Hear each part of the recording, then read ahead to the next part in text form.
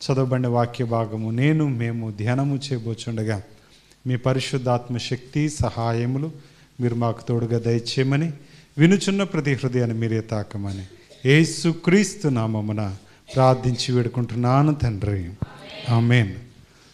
ఇది రెండవ సంఘం. ఎఫెసీ సంఘాన్ని గురించి మీరు విన్నారు. ఎఫెసీ సంఘం మీద ప్రభువారు ఒక నేరం మోపారు. యోహాను ప్రకారంగా నీవు మొదటి క్రియను విడిచిపెట్టావు, మొదటి పనిని నువ్వు చేయలేదు అని అంటూ రెండో సంఘాన్ని అయినటువంటి స్మరణ సంఘాన్ని మీద ఏ నేరారోపణ చేయలేదు. ఏమండి, నీవు శ్రమను దరిద్రతను నేను ఎరుగుదును, ఈ సంఘపు శ్రమ దరిద్రత నాకు తెలుసు అని అంటున్నారు ప్రభువారు. దేవునికి స్తోత్రం. ఈ స్మరణ అనేటటువంటి మాటకు అర్థం చేయదు. అపోస్తలుడైన పౌలు గారు మొదటి మిషనరీ యాత్రలో, అంటే పరిచర్య చేసినటువంటి యాత్రలో వారు ఈ సంఘాన్ని స్థాపించారు. ఇక్కడ మొదటి సేవకుడిగా పోలీకార్ప్ అనేటటువంటి బిషప్ వారు అక్కడ నియమించడం జరిగింది. ఆ తర్వాత గొప్ప పరిచర్య అక్కడ జరిగింది. అక్కడ వాణిజ్యం తర్వాత మంచి అందమైనటువంటి పట్టణం. ఈ పట్టణం ఇప్పుడు ఇజ్మర్ అనేటటువంటి పేరుతో పిలువబడుతుంది ఈ సిటీ. ఏమండి, ఇజ్మర్ అనేటటువంటి పట్టణం. ఈ పట్టణంలో ఒకప్పుడు దేవతల వీధి అనేటటువంటి దారి ఉండేదట. ఆ ప్రాంతపు దేవతను, ఆ ప్రాంతపు మరి దేవుళ్లను కొలిచేటటువంటి బంగారు వీధి, గోల్డెన్ స్ట్రీట్ అనేటటువంటి వారు. కాబట్టి ఇలా అనేక రకాలైనటువంటి భక్తి కలిగినటువంటి గ్రామంగా ఉంది. కానీ పౌల్ గారు విజిట్ చేసిన తర్వాత చిన్న సంఘంగా అక్కడ ఏర్పడిన తర్వాత ఆ సంఘం అంచెలంచెలుగా ఎదగటం మొదలుపెట్టింది. అనేక మంది యూదులు తెలుసుకున్నారు, కొంతమంది ఇతరులు కూడా తెలుసుకుని దేవుని యొక్క మరి పరిచర్యలో వారు కొనసాగుతున్నారు. ఈ సంఘం ఒకప్పుడు బీదరికం, అంటే ఏమీ లేనటువంటి సంఘంగా వారు ఉండేవారు. ఏమండి, అందుకని ఆయన అంటున్నాడు, నీ బీదరికమును, నీ శ్రమను, దరిద్రమును నేను ఎరుగుదును. నీ శ్రమ తెలుసు, నీ దరిద్రం కూడా నాకు తెలుసు. ఈ పట్టణపు సంఘం చాలా శ్రమ పడింది, చాలా కష్టాలను అనుభవించింది. దేవుని యొక్క పరిచర్య జరిగే విషయంలో, అనేక రకాలైనటువంటి దేవుని పని జరిగించేటటువంటి విషయాల్లో ఈ సంఘం శ్రమను అనుభవించింది. అట్లనే దరిద్రం కూడా, అంటే లేమిడి కూడా వారు చూశారు. చాలాసార్లు దేవుని యొక్క పరిచర్యలో వారు పాలు పంచుకున్నప్పుడు వారు కలిగినటువంటి కొంత ధనాన్ని కూడా ఇచ్చి సరిపడినంత వారు కూడబెట్టుకోలేకపోయారు. ఇట్లా అనేక రకాలైనటువంటి మరి పరిస్థితిని వారిని ఇచ్చారు. వారు ఇచ్చేటప్పుడు కూడా హృదయపూర్వకంగా వారు ఇచ్చారు. అందుకని ఆయన అంటున్నాడు, అయినను నువ్వు ధనవంతుడవే. దేవునికి స్తోత్రం. నీ శ్రమ నాకు తెలుసు, నీ దరిద్రం నాకు తెలుసు, అయినా కూడా నువ్వు ఎలాంటి దానివి, ధనవంతమైనటువంటి సంఘానివి. దేవునికి స్తోత్రం. దేవునికి కావాల్సింది భౌతికమైనటువంటి ధనం కాదు. దేవుడు కోరుకునేది ఈ లోకంలో ఉండేటటువంటి కరెన్సీ కాదు. దేవుడు కోరుకునేది నీ మనస్సాక్షి, నీ హృదయం. నీ మనస్సులో గనక ఇవ్వాలనుకుంటే, నీ దగ్గర ఎంత ఉన్నా ఏమీ లేకపోయినా దేవుని కార్యక్రమాలకి సమపాళ్ళుగా నువ్వు ఇవ్వగలవు. ఒకవేళ నీ మనసులో ఇవ్వద్దు అనేటటువంటి పేక్ష ఉందనుకోండి, ఆశ ఉందనుకోండి, అలాంటి సందర్భంలో నీకు ఎంతున్నా నువ్వు ఇవ్వవు. అర్థమవుతుందండి? కాబట్టి అసలైనటువంటి ధనం ఏంటిది అని అంటే నీ మనస్సాక్షి. ప్రియమైనటువంటి దేవుని బిడ్డలారా, మన మనస్సుల్లో ఎలాంటి కల్మషం లేకుండా శాశ్వతమైనటువంటి ప్రేమను గనక, యేసుక్రీస్తు ప్రేమను గనక నింపుకుంటే, ఆ ప్రేమకు మించినటువంటి ధనం మరొకటి లేదు. దేవునికి స్తోత్రం. అందుకనే నీవు ధనవంతుడవే, నీ శ్రమ నాకు తెలుసు, నీ దరిద్రము నాకు తెలుసు, నీవు ధనవంతుడవే. దేవునికి స్తోత్రం. సంఘపు దూతకి చెప్తున్నటువంటి మాట, మృతుడై మరలా బ్రతికిన వాడు చెప్పు మాట ఏదనగా, మృతుడై మరలా బ్రతికిన వాడు అంటే ఎవరు? యేసుక్రీస్తు ప్రభును సూచిస్తున్నారు.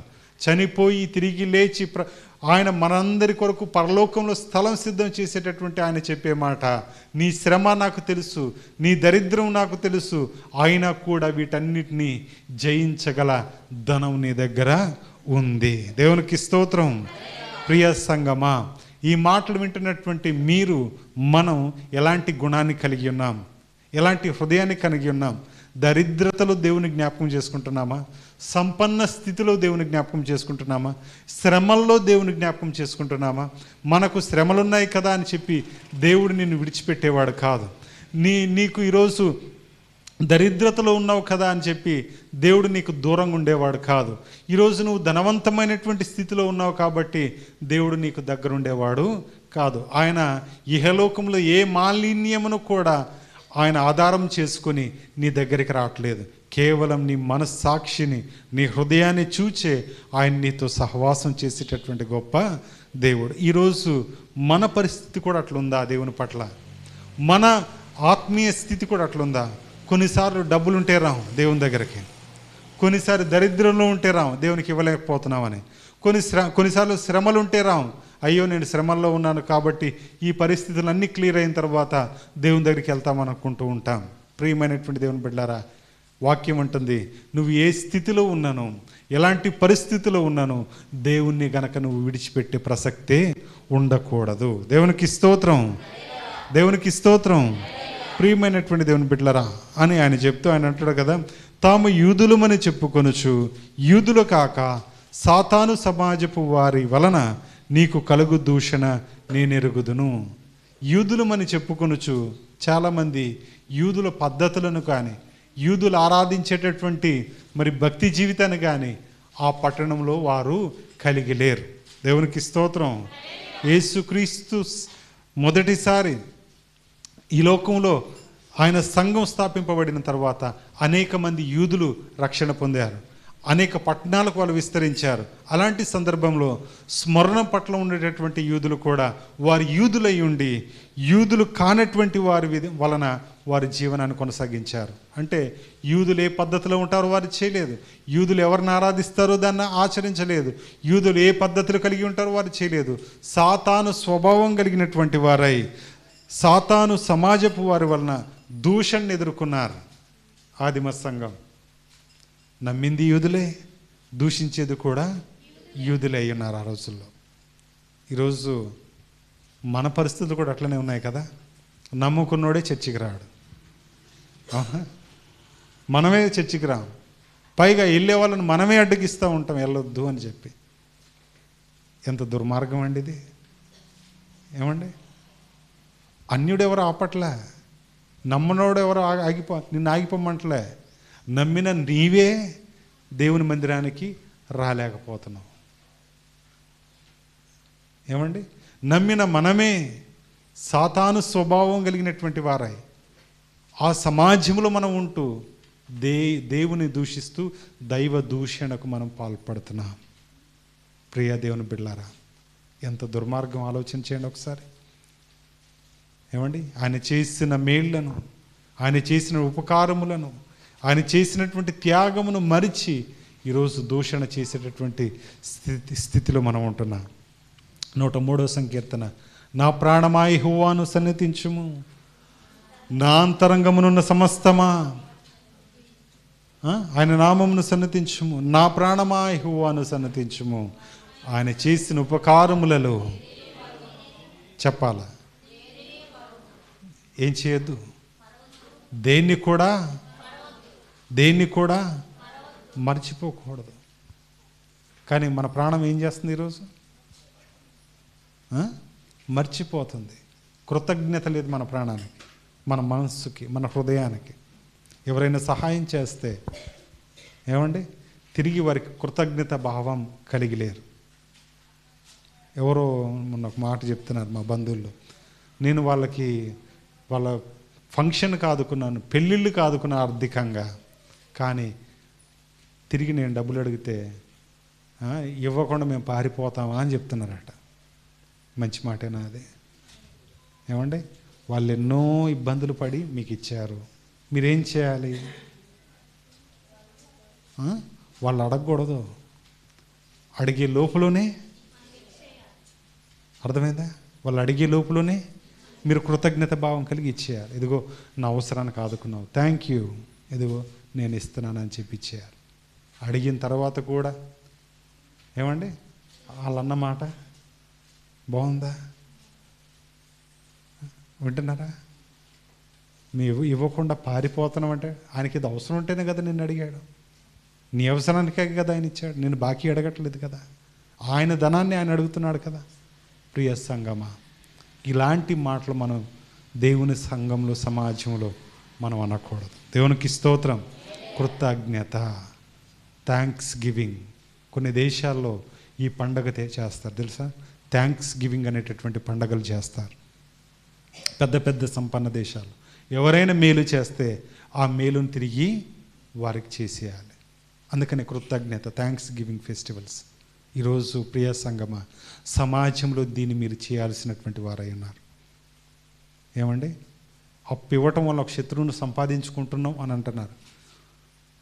ఏమండి, అప్పు ఇచ్చిన వాడు 2 రోజులు ఆయన కనపడలేనటువంటి పరిస్థితులు ఈ లోకం ఉంటుంది. అన్ని భౌతికమైనటువంటి ఆలోచనలే లోకంలో సంచరిస్తున్నాయి. ఈ లోకంలో క్రీస్తును ధరించినటువంటి నీవు ఎలా ఉన్నావు, ఏ రకంగా జీవిస్తున్నావు? అందుకనే వాళ్ళు యూదులు మన చెప్పుకొనుచు సమాజంలో, సాతాను సమాజంలో వారు కలిసి సంఘాన్ని పాడు చేసేటటువంటి స్థితిలో వారు ఉన్నారు. ఈరోజు ప్రియ దేవుని బిడ్డలారా, ప్రియ సంగమా, మన స్థితి మంచిగా ఉండాలి, మన ఆత్మీయ స్థితి మంచిగా ఉండాలి. మనము ప్రతి వారం దేవుని మందిరానికి వచ్చేటటువంటి వారమై ఉండాలి. దేవుణ్ణి పూర్ణాత్మతో, పూర్ణ శరీరంతో, పూర్ణ మనస్సుతో ఆయన ఆరాధించేటటువంటి వారమై ఉండాలి. ఆయనకు భయపడాలి, ఆయనకు లోబడాలి, ఆయన యందు భయభక్తులు కలిగి ఉండాలి. ఈరోజు భయం ఉంటే చెప్పాలి, భయం ఉంటే భక్తి లేదు. భయం ఉన్నవాడు ఇప్పుడు కూడా మందిరానికి రాకుండా ఉండడం. భక్తినోడు ఎవడో కూడా ప్రార్థన చేయకుండా, అంటే దేవునికి దగ్గరగా ఉండకుండా ఉండలేడు. ఈరోజు మనకి ఈ రెండూ లేవు అంటున్నారా? నేర్చుకోవాలి స్మరణ సంఘాన్ని చూచి. చూడండి, ఇంకా అంటారు కదా, ఏమంటాడు?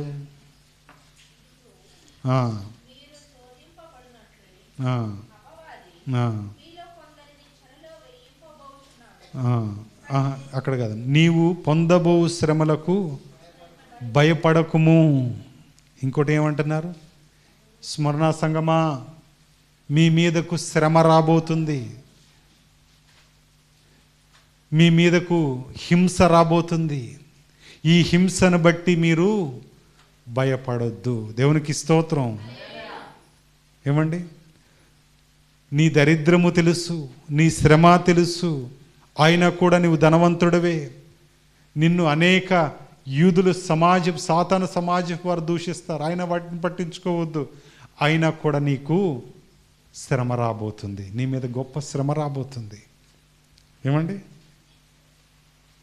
నీకు శ్రమ రాబోతుంది. ఈ శ్రమను బట్టి నువ్వు భయపడాల్సినటువంటి పని లేదు. భయపడకు. దేవునికి స్తోత్రం.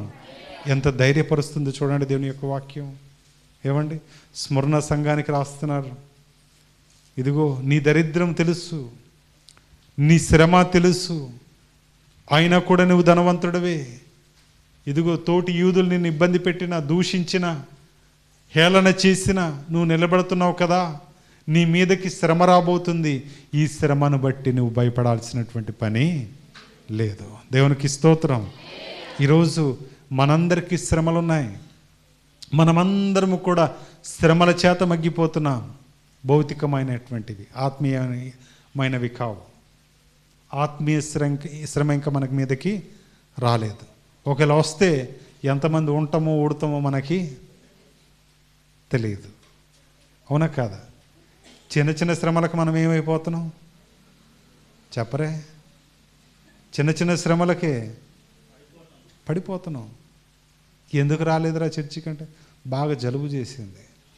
ఎందుకు రాలేదు చర్చికి? నీరసంగా ఉంది. ఎందుకు రాలేదు చర్చికి? చుట్టాలు వచ్చారు. ఎందుకు రాలేదు మందిరానికి? ఫంక్షన్ ఈరోజు. ఎందుకు రాలేదు చర్చికి అని అంటే ఇలాంటి సాకులు చెప్పి ఆగిపోతున్నాం కదా. అవునా కాదా? ఇవన్నీ ఆత్మీయ స్థితి శ్రమలు కావు. మనం కల్పించుకున్నాయి, మనం తెచ్చుకున్నాయి. ఏమండి, మనకు తేబడినవి. కాబట్టి మన జీవితంలో ప్రియమైనటువంటి దేవుని బిడ్డలారా, వాక్యం అంటుంది కదా, నువ్వు భయపడకు. శ్రమ నీకు కలిగినప్పుడు నువ్వేం చేయొద్దు చెప్పాలా? ఏం చేయొద్దు? ఏం చేయొద్దు? భయపడద్దు. వింటున్నారా? శ్రమలు చూసి కృంగిపోవద్దు.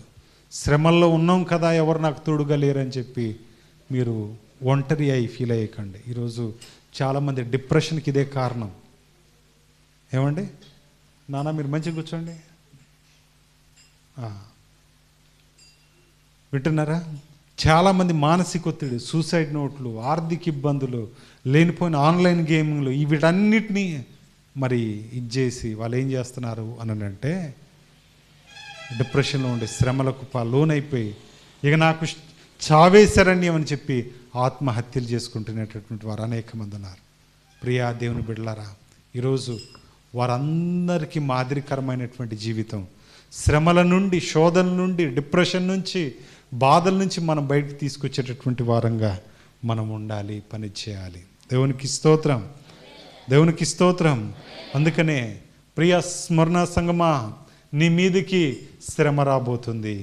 ఆ శ్రమలు చూచి నువ్వు చెప్పాలి, నువ్వు భయపడకుము. ఇదిగో మీరు శోధింపబడినట్లు అపవాది మీలో కొందరిని చెరలో వేయింపబోచున్నాడు.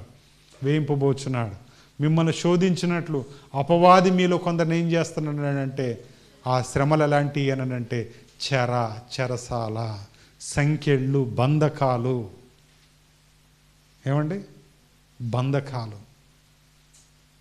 ఎలాంటి శ్రమలండి? చట్టరీత్యా శిక్షించడం, చట్టం ద్వారా సంఘాన్ని హింసించడం, ఇలాంటి శ్రమ నీ మీదకి రాబోతుంది. కాబట్టి 10 దినములు శ్రమ కలుగును. ఎన్ని దినాలు చెప్పాలి? ఎన్ని దినాలు? 10 దినాలు శ్రమ కలుగుతుంది. ఆ శ్రమ ఏంటిది అని అంటే చెరసాలలో వేస్తారు. ఎక్కడ చెప్పాలి? ఎలా? చెరసాలలో ఏముంటాయి చెప్పాలి? చెరసాల అంటే ఏంటిది? జైల్లో మంచిగా చూస్తారా? ఏమండి? సంఖ్యలు ఉంటాయి, అవునా? చేసినటువంటి నేరాన్ని బట్టి శిక్ష ఉంటుంది, గుర్తింపు ఉండదు, గౌరవం ఉండదు, హింసలు ఉంటాయి, ఇబ్బందులు ఉంటాయి. ఏమండి? వీటన్నీ చెరసాల్లో ఉంటాయి. కాబట్టి ప్రియ స్మరణ సంగమా, నిన్ను కూడా ఏం చేయబోతున్నారు అని అంటే చెరసాల్లో వేయబోతున్నారు. మీలో కొందరిని చెరసాల్లో వేయబోతున్నారు. చెప్పండి, ఇప్పుడు ఉంటారా? నమ్మకంగా ఉంటారా? చెరసాల్లో మీరు చర్చికి వెళ్ళిన అందరినీ జైల్లో పెడతామని అనుకోండి, మీరు వస్తారా? పారిపోరు. ఏమండి? అవునా కాదా? పారిపోతారు కదా చాలాసార్లు. ఒక ఆర్మీ వాళ్ళు ఇట్లానే కూంబింగ్ చేస్తూ ఆ ఎస్ఐ గారు నమ్ముకున్న ఆయనట. అసలు ఇక్కడ ఎవరు నమ్ముకొని ఉన్నారో చూద్దాం, అసలు పోదా అని చెప్పి వచ్చారు. వాళ్ళ ట్రూప్ని వేసుకొని దాదాపు 20-30 మంది పోలీసులు వచ్చిన తర్వాత చర్చి గుమ్మం కాడ నిలబడి పిలిచారట. ఎవరైతే ఈ బైబిల్ని తొక్కుంటూ వెళ్ళిపోతారో వాళ్ళని చంపం, వాళ్ళని వదిలేస్తాం. ఎవరైతే దీన్ని తొక్కనంటారో వాళ్ళని చంపేస్తాం. కాబట్టి నిర్ణయం మీదే అనంటే కొంతమంది పెద్దోళ్ళు వేశారు, వాళ్ళు తొక్కుంటూ వెళ్ళిపోయారు. అయ్యా మా ఆవిడ నమ్ముకుంది కాబట్టి నేను వచ్చానని చెప్పాడు ఒక ఆయన. ఇంకొక ఆయనేమో మా ఆయన నమ్ముకున్నాడు కాబట్టి నేను వచ్చాను, కానీ నాకేం పని అండి ఈ భక్తి, నేను చేయనండి అని చెప్పి వాళ్ళు వెళ్ళిపోయారు. అందరూ చివరికి అయ్యగారు వంతు వచ్చింది. అయ్యగారు ఏమో చిన్న ప్రార్థన చేసి ప్రభువా నన్ను క్షమించు అని చెప్పి ఆయన దాటి వెళ్ళిపోయాడు. ఒక చిన్న అమ్మాయి ఆగిపోయింది. ఆగిపోయి ఇక చెప్తుందట, అమ్మా అందరు వెళ్ళిపోయారు, ఒక్కడు విశ్వాస లీడర్ అనుకుంటున్నాడట పాపం ఆ కమాండర్, ఆ వచ్చినటువంటి ఆ ట్రూప్ లీడర్. ఏమండి? ఒక చిన్న అమ్మాయి వచ్చి ఆ బైబిల్ని తీసి హత్తుకొని, అంకుల్ మీరు నన్ను చంపితే చంపేయండి, నాకైతే ఏసే కావాలని చెప్పింది. ఎందుకమ్మా నీకు ఏసు కావాలి అని అంటే మా సండే స్కూల్ టీచరు ఏం చెప్పిందో తెలుసా? యేసుక్రీస్తట చనిపోయి తిరిగి లేచిండట, కాబట్టి నాకు చావు అంటే ఏంటో తెలియదు, నాకు ఏం తెలియదు, కాబట్టి నేను చచ్చిపోతే ఎక్కడికి వెళ్తా? దేవుని దగ్గరికి వెళ్తా, నన్ను చంపేయండి అని చెప్పిందట. ఎంబటే తుపాకు పక్కన పెట్టి ఆ ట్రూప్ ఇన్ఛార్జ్, ఆ కమాండర్ ఆ పాపని ఎత్తుకొని ముద్దు పెట్టి, ఇంత సంఘంలో నువ్వు ఒక్కదానివే విశ్వాసురాలివి. దేవునికి స్తోత్రం. తల్లి దూరంగా ఉండి ఏడుతుందట, మా అమ్మ ఈరోజు అయిపోద్ది రా అంటున్నట్టు ఆమె. సరే రావే తొక్కుని వచ్చేవంట, ఆమె తొక్కలే. ఎంత భక్తి పిల్లలకి. అందుకనే పిల్లల్ని ఏం చేయాలన్నట్టు మంచి భక్తి జీవితంలో వారిని పెంచేటటువంటి వారుగా చేయాలి. అందుకనే ప్రియమైనటువంటి దేవుని బిడ్డలారా, చెరసాల్లో వేయబోతున్నారు మిమ్మల్ని. మీ మీదకి గొప్ప శ్రమ రాబోతుంది. అవి 10 దినములు మాత్రమే ఉంటాయి. దేవునికి స్తోత్రం. నమ్మకంగా ఉంటే, చూడండి, నమ్మకంగా ఉంటే, నమ్మకముగా ఉండుము, నేను నీకు చెప్పాలా ఏంటిది? చెప్పాలి ఏంటిది? నమ్మకంగా ఉంటే మనకేం రాబోతుంది? జీవ కిరీటం రాబోతుంది. దేవునికి స్తోత్రం. వింటున్నారా? శ్రమలు వచ్చినా మీరు కృంగిపోవద్దు. దరిద్రం ఉన్నా మీరు కృంగిపోవద్దు. బంధకాలు మీ మధ్యకి వచ్చినా మీరు బెణకొద్దు, బెసకొద్దు. కానీ నమ్మకంగా మీరుంటే గనక మీకేముంది? ప్రియా స్మరణ సంగమా, ఈరోజు మీరు నమ్మకంగా దేవుని కొరకు నిలబడితే భవిష్యత్తులో మీకేముంది? నా దగ్గర జీవ కిరీటం ఉంది. దేవునికి స్తోత్రం. ఎంత పవిత్రత కలిగి ఉన్నదో చూడండి. వాళ్ళకి డబ్బులు లేవు, తినటానికి తిండి లేదు. యూదులైన వారు దూషిస్తున్నారు సంఘాన్ని అందరితో కలిసి. అసలు ఏ పరిస్థితులు మంచిగా లేవు. నిందలున్నాయి, హింస ఉంది, శ్రమ రాబోతుంది, జైల్లో పెడతారట ఈ సంఘాన్ని. అయినా కూడా మీరు భయపడొద్దు. మీరు భయపడకుండా ఉంటే 10 దినాల్లో అవి తొలగిపోతాయి. మీరు ఈ 10 రోజులు కనుక మీరు ఓపిక కలిగి ఉంటే మీకేం రాబోతుంది? చెప్పాలి. ఏమి ఇవ్వబోతున్నాను? చెప్పాలి. ఏం రాబోతుంది? ఏమి ఇవ్వబోతున్నాను అంటే జీవ కిరీటం ఇవ్వబోతున్నాను. దేవునికి స్తోత్రం. ఇప్పుడు దేవుని రాకడ ఎంత కాలంలో ఉందని మీరు అనుకుంటున్నారు? ఏమండి, అసలు ఏమాత్రం కూడా టైం లేదు. తెలుసా ఈ విషయం మీకు? ప్రపంచంలో ఏ దేశం మంచిగా లేదు. అక్కడక్కడ కరువులు, అక్కడక్కడ యుద్ధాలు, భూకంపాలు, శ్రమలు, శోధనలు, ఏమంటే వరదలు, భయంకరంగా తయారైంది ప్రపంచమంతా.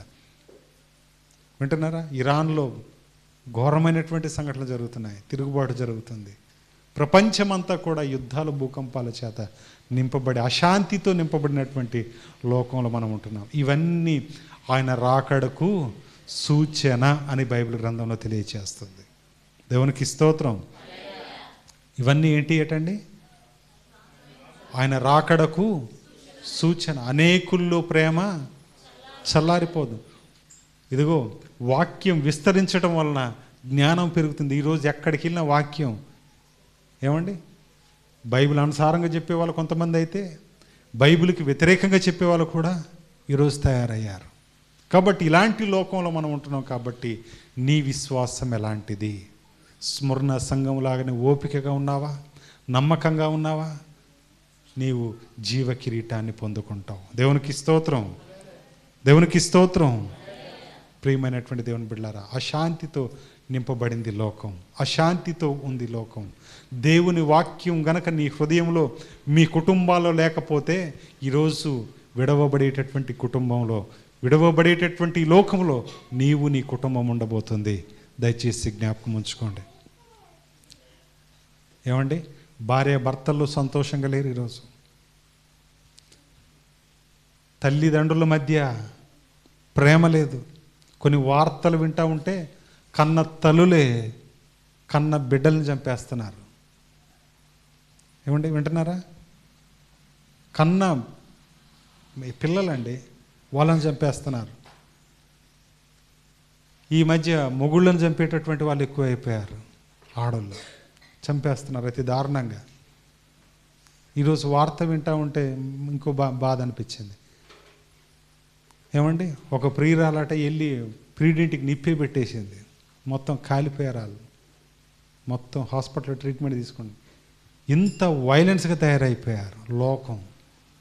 ఏమండి, ఒకప్పుడు కోప్పడి అణిగుండేటటువంటి స్త్రీలు ఈరోజు ఆ కోపాన్ని తీర్చుకునే పరిస్థితికి వచ్చారు. కారణం ఏంటంటే అశాంతి. కోపం రావాల్సింది మగవాళ్ళకి, కానీ మగవాళ్ళ కోపం చచ్చిపోయింది. అంత దారుణమైనటువంటి లోకంలో మనం ఉంటున్నాం. కాబట్టి ఎక్కడ కూడా భద్రత లేదు, ఎక్కడ కూడా శాంతి లేదు. కుటుంబంలో లేదు, రాష్ట్రంలో లేదు, దేశంలో లేదు, ప్రపంచంలో కూడా లేదు. ఇలాంటి లోకంలో మనం ఉంటున్నాం.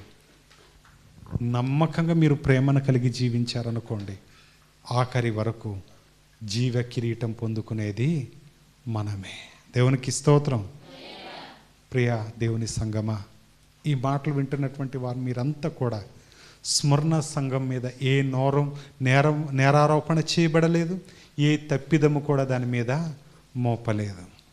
కేవలం దాని శ్రమను గురించి అంటున్నాడు యేసుక్రీస్తు ప్రభువారు. నీ శ్రమ తెలుసు, నీ దరిద్రం తెలుసు, నీ లేమిడి నాకు తెలుసు, కానీ నీవు నమ్మకంగా మీరున్నట్లయితే, నమ్మకంగా మీరు మీ విశ్వాస యాత్రను కొనసాగించినట్లయితే, మీ బంధకాల గురించి మీరు భయపడనటువంటి వారైతే, ఇదిగో జీవ కిరీటము నీదే. దేవునికి స్తోత్రం, దేవునికి స్తోత్రం. ప్రియ దేవుని బిడ్డలారా, ఈరోజు జీవ కిరీటం అంటే చిన్నదనుకుంటున్నారా? ఏమండి, జీవ కిరీటం పొందడం ఎంత గొప్ప భాగ్యమో తెలుసా? ఏమండి, ఎవరికి ప్రైజ్ ఇస్తారో తెలుసా అండి మీకు? ప్రైజులు ఎవరికి వస్తాయి చెప్పాలి. ఎవరికి వస్తాయి ప్రైజులు?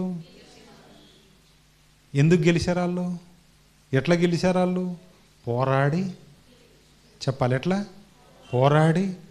పరుగు పందెంలో ఫస్ట్ వచ్చిండని ప్రైజ్ ఇస్తారు. ఫస్ట్ ఎందుకు వచ్చిండు చెప్పాలి. అందరిని ఆయన వెనక్కి నెట్టి ఆయన పరుగెట్టిండు. ఆ రన్నింగ్ ఉందని ఆయన ఎప్పటి నుంచి ప్రాక్టీస్ చేసుకున్నాడు? ఎప్పటి నుంచో ప్రాక్టీస్ అయ్యి ఉంటాడు. అవునా కదా? అందుకని ఆయనకి ఏమొచ్చింది? ఈరోజు ప్రైజ్ వచ్చింది. ఊరికనే ప్రైజ్ ఎవరికి రాదు, కష్టపడిన వారికి, ఏమండి, పోరాడినటువంటి వారికి వాళ్ళకి ఇచ్చేటటువంటి భాగ్యం, ఆ బహుమతి. ఈరోజు స్మరణ సంఘంతో అంటున్నాడు, నువ్వు పోరాడావు, నువ్వు కష్టపడ్డావు, నువ్వు శ్రమలను అనుభవించావు, నిందలు దూషణలు నువ్వు అనుభవించావు, నీ దరిద్రతలో కూడా నువ్వు ఎట్లున్నావు? నమ్మకంగా ఉన్నావు. కాబట్టి నీవు ఈ జీవ కిరీటానికి అర్హుడవు. దేవునికి స్తోత్రం. ఈరోజు ఇదే నమ్మకంగా మీరుంటే, ఇదే పోరాటం కనుక మీరు చేస్తే, దరిద్రతలో కూడా మీరు నమ్మకంగా ఉంటే, దేవుడు మీకు ఏమిస్తాడో తెలుసా? జీవ కిరీటము మీరు పొందుకుంటారు. దేవునికి స్తోత్రం. ఈరోజు కుమార్ దగ్గరికి వెళ్తే ఆయన ఉదయాన్నే ఇటు వచ్చిండట. వెళ్తూ చెప్తున్నాడు, మీ సంఘంలో మంచిగా ఊడుస్తున్నారు ఉదయాన్నే చూశాను నేను, మా సంఘంలో ఊడ్చేవాళ్ళు లేరు. నిజమే, చేయాలి. సంఘంలో అందరూ ఏదో ఒక పాత్ర కలిగి ఉండాలి. మన పని విడిచిపెట్టైన దేవుని పని మనము చేసేటటువంటి వారమై ఉండాలి. దేవుని కొరకు మనము కష్టాన్ని, శ్రమను, నిందను, బాధను, సమస్తాన్ని మనం భరించి దేవుని కొరకు మన పని చేసేటటువంటి వారంగా మనం ఉండాలి. ప్రియ దేవుని బిడ్డలారా, స్మరణ సంఘంలో నేర్చుకున్నటువంటి పాటలు ఇవన్నీ కూడా దాని శ్రమ దేవుడు చూచాడు, దాని దరిద్రతలు దేవుడు దానికి తోడుగా ఉన్నాడు. అయినా కూడా అది ఏ లోటు లేనటువంటి సంఘంగా, వారి అవసరాలు తీర్చుకున్నటువంటి వారుగా, ధనవంతులుగా వారు జీవించారు, దూషణ భరించారు, శ్రమలు జైల్లో పెట్టబడ్డారు, అనేక హింసలు పొందారు. వాటన్నిటిలో నమ్మకంగా ఉన్నారు. కాబట్టి జీవ కిరీటానికి వారు అర్హులు. ఈరోజు మనం కూడా జీవ కిరీటాన్ని సంపాదించుకోవాలి అని అంటే శ్రమ పడాలి, కష్టపడాలి, దేవుని కొరకు సమస్తాన్ని తెగించి వెచ్చించి పని చేయాలి. అప్పుడే మనము ఫలం పొందుకున్నటువంటి వారంగా ఉంటాం. దేవునికి స్తోత్రం. ఒక ఆయన మంచి ఫలం తేవాలి, మంచి పంటను పండియాలని చెప్పి గింజలు వేసిండు. వేసిన తర్వాత మొలిసినే లేదని చూడడానికి వచ్చిండు ఒకసారి. మొలిసినాయి. ఆ తర్వాత మళ్ళీ ఎప్పుడు వచ్చాడో తెలుసా? కాసినీయో లేదని చూడడానికి వచ్చాడు. కొన్ని కాసినాయి. ఆ తర్వాత ఎప్పుడు వచ్చాడో తెలుసా? ఎప్పుడు వచ్చాడు? కోతటానికి వచ్చాడు. అందరికేమో దాదాపు ఒక అరెకరంలో లేదా ఎకరంలో దాదాపు 20-30 బస్తాలు పండితే ఈయనకు మాత్రం 5 బస్తాలు పండినాయి. మంచి కోతేనా? మంచి రైతేనా? ఏమండి మీరు చెప్పాలా?